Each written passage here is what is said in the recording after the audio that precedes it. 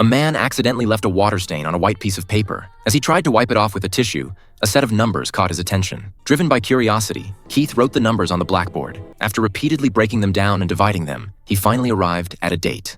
9/11/01. To verify his hypothesis, Keith searched on his computer and discovered that the date corresponded exactly to the day of the 9/11 event, and the death toll also matched the numbers. This sent a chill down Keith's spine because these numbers were from 1959, yet they predicted the 2001 disaster. To confirm it wasn't just a coincidence, Keith wrote all the numbers from the paper on the wall and checked them one by one using his computer. He found that each set of numbers corresponded to the date of a disaster, not only matching the time, but also the exact death toll. It was then that he noticed some additional numbers following each date and death toll, leaving the professor puzzled about their meaning. Seeking answers, Keith visited his astronomer friend the next day for help. His friend explained the meaning of these numbers and even provided his own collected materials, telling Keith that there were still 3 disasters yet to occur, with the nearest one happening tomorrow. According to the numbers, 81 people would die tomorrow. However, his friend believed that there was no scientific basis for this and that it was merely a coincidence. Keith didn't argue further, packed his things, and left. Back home, Keith stayed glued to the TV, but even by midnight, there were no news reports about any disasters. Suddenly, Keith's son called, telling him that it was raining and he didn't have an umbrella, asking Keith to pick him up. On his way to get his son, Keith encountered heavy evening traffic. To reach the school as soon as possible, he opened the navigation app to find an alternate route, only to discover that all roads were jammed. Just as Keith was about to call his son, his eyes inadvertently caught the latitude and longitude coordinates on the navigation. He found the numbers familiar, so he pulled out the paper with the numbers and compared them.